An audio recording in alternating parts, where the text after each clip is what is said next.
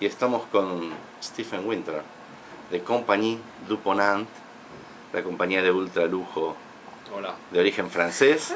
Y bueno, queremos preguntarle un poco qué es lo nuevo, qué es lo que viene en Compagnie du Ponant. We've had a very exciting 12 months in Compagnie du Ponant for two reasons. One, we launched a third sister ship called Le Sorial.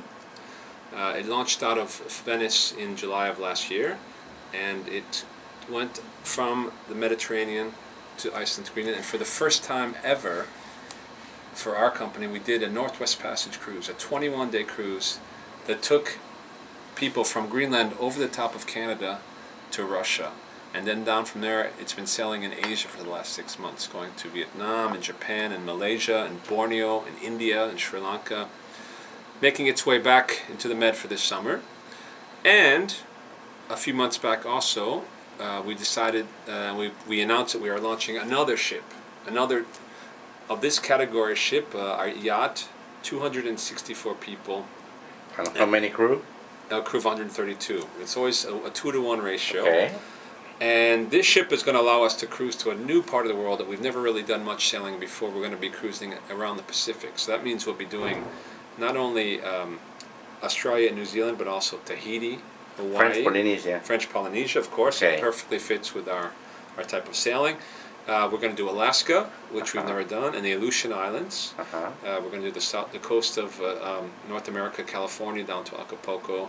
So we're going to be, we've, in the last 2 years, almost doubled in size in terms of the capacity of ships we have and the number of destinations we serve. And it's a very exciting time for us.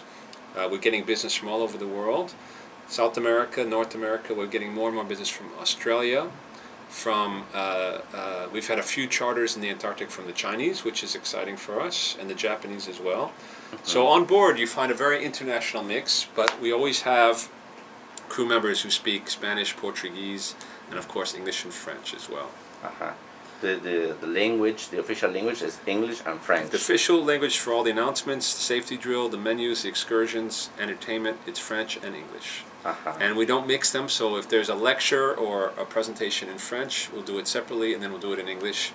And then we can do smaller presentations if it's Spanish speaking or Portuguese or other languages. We actually, for the first time also in 2013, have had more non-French people on board our ships than French. So we're still very much a French ship in terms of the style, the food, the elegance, but we're open to the international markets, and we're growing thanks to the international markets. Okay, you touch the elegance.